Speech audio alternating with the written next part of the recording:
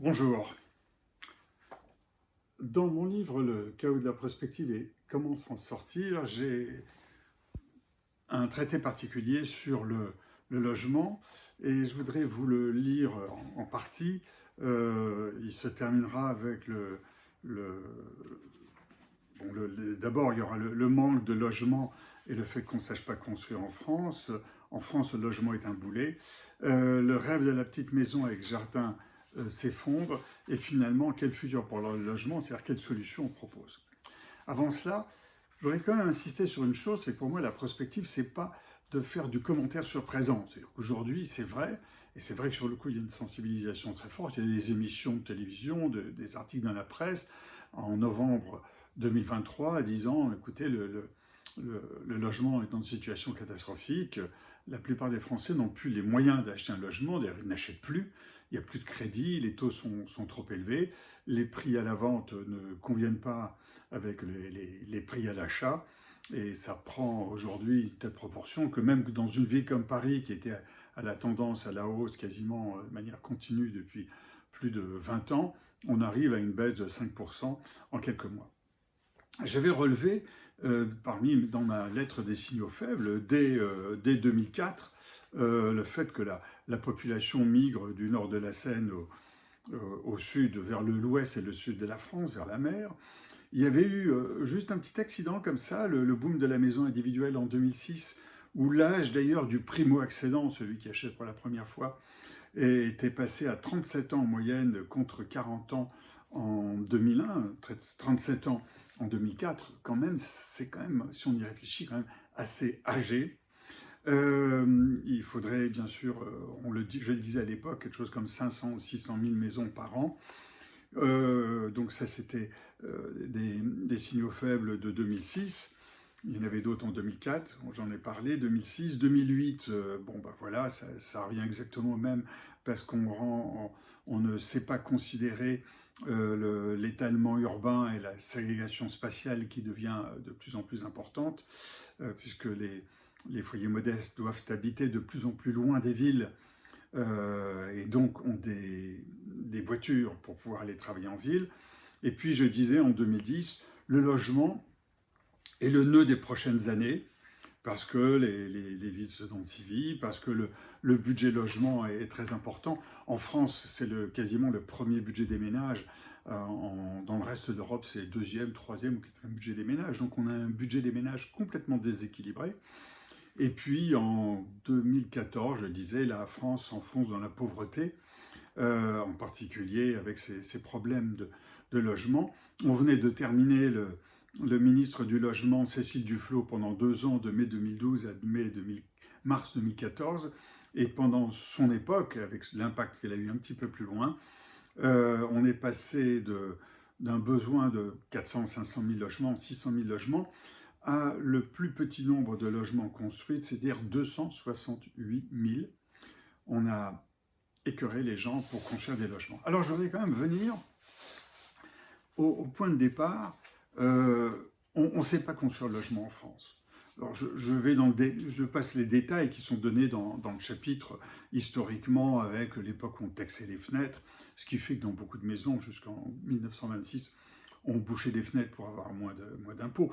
Ce qui se passe aujourd'hui avec le blocage des loyers, puisqu'on bloque les loyers, il y a de moins en moins de logements sur le marché, et puisqu'on a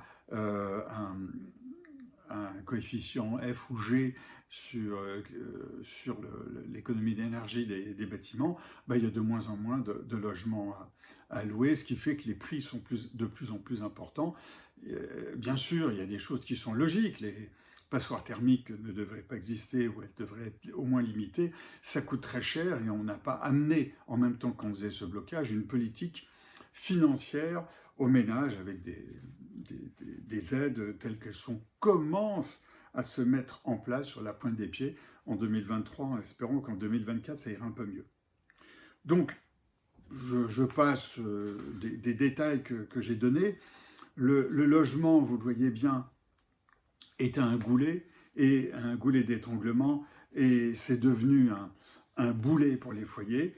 Je dis qu'en 2023, c'est un produit de luxe. Le logement limite la mobilité du travail, c'est-à-dire comme on n'arrive pas à vendre son logement, comme on n'arrive pas à en louer, à en acheter, à en construire, ou même simplement donc à louer un logement quand on veut déménager, ben on ne déménage pas et on ne change pas de travail. Et donc voilà, le budget logement est le second budget des ménages, presque équivalent au budget des transports. D'ailleurs, les deux sont liés. Plus on habite loin, plus on se déplace en voiture. Et pour les 20% des Français les plus modestes, c'est la première source de dépenses. Donc on arrive à la situation sociale qu'on a aujourd'hui, où ben, ça ne va pas du tout. Les gens, même avec 4 000 € net par mois, un couple avec 4 000 € net par mois, n'arrive plus à construire, à acheter un logement. Bon.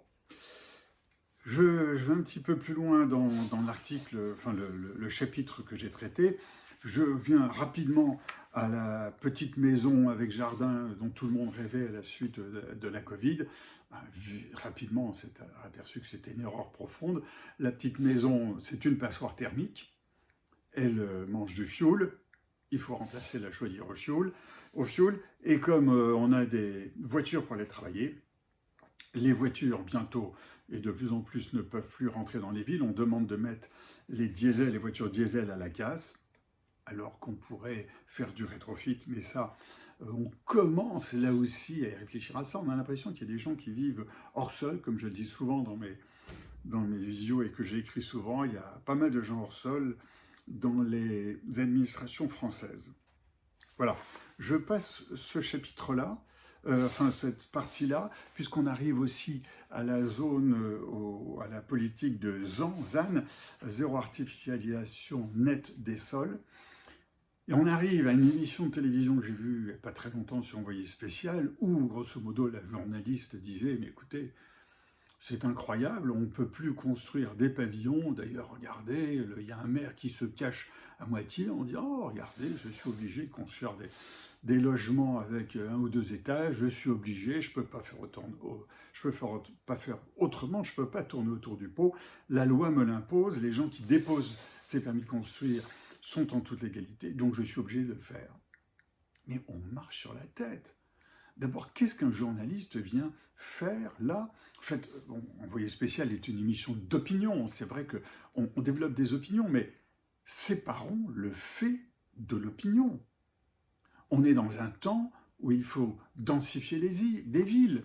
Lorsqu'on a des pavillons, on est obligé d'emmener ensuite les enfants en voiture à l'école ou en vélo. On va se plaindre parce qu'il n'y a pas de piste cyclable, donc on va les amener en voiture. Si la population, et s'il y avait une densification de l'urbanisme un peu plus en hauteur, avec un jardin au lieu d'être unique d'une maison répartie en 3, 4, 5 parties, et les villages ou les petites villes construisent des zones de jardins privatifs pour que les gens aient des jardins, et on peut faire des choses extrêmement sympathiques là-dessus, on ne serait pas en train de crier à la honte parce qu'on va habiter dans un immeuble collectif et pas dans un pavillon.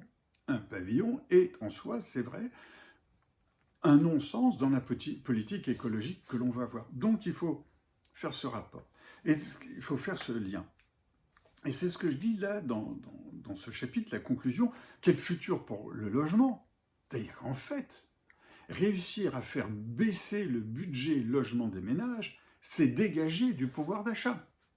Dégager du pouvoir d'achat.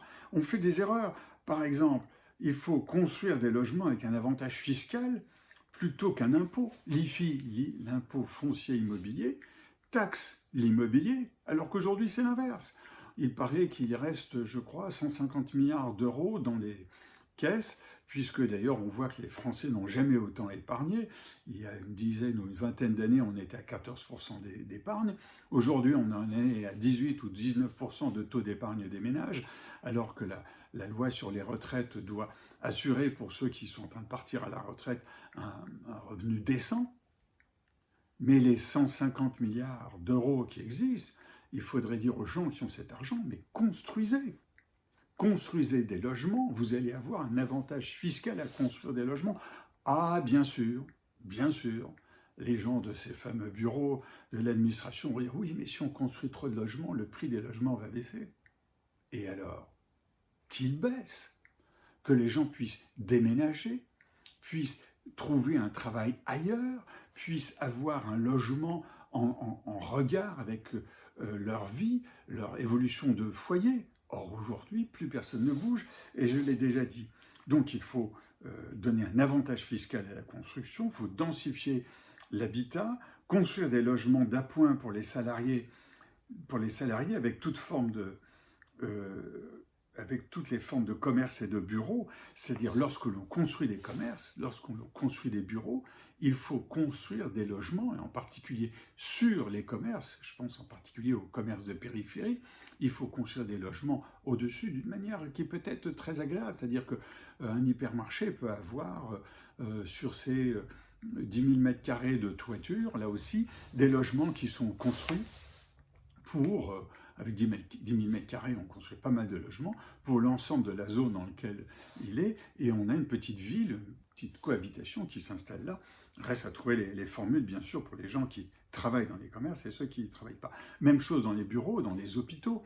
Partout, lorsque l'on construit des lieux où on a besoin de population sur place, plutôt que d'avoir, comme dans certaines zones aujourd'hui de bord de mer ou de bord de montagne, des gens qui doivent habiter à 30 ou 40 km de leur lieu de travail, avoir des gens qui habitent sur place, voire à quelques kilomètres, qu'ils puissent venir à pied ou en vélo.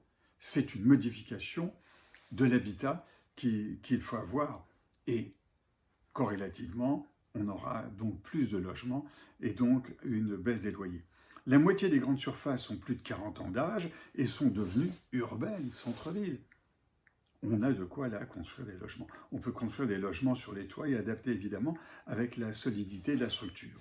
Mais dans le fond, on arrive sur le logement, une sorte de drame, comme je le décris ici dans ce livre, sur l'agriculture ou l'industrie. L'agriculture, c'est la même chose. Enfin, je ne vais pas parler de l'agriculture, mais l'industrie, on est ça. Si on inventait aujourd'hui le logement français, si on part de zéro, non seulement en fonction de leurs envies, en fonction de leur budget, en fonction du budget actuel, en fonction du budget souhaitable et en fonction de la nature, de la manière dont on traite l'environnement. Imaginons que le logement représente pour les Français les 50% les plus modestes, un budget de 12 à 15% des revenus. Partons de cette donnée. Quel doit être le logement s'il est de 12 à 15% des revenus des ménages? Tout se passe comme si l'on ajoutait des briques financières à un système complexe et cher. Réinventons le logement de zéro afin qu'il soit accessible à ces 50% de Français les plus modestes. Je repars en plongée. À bientôt.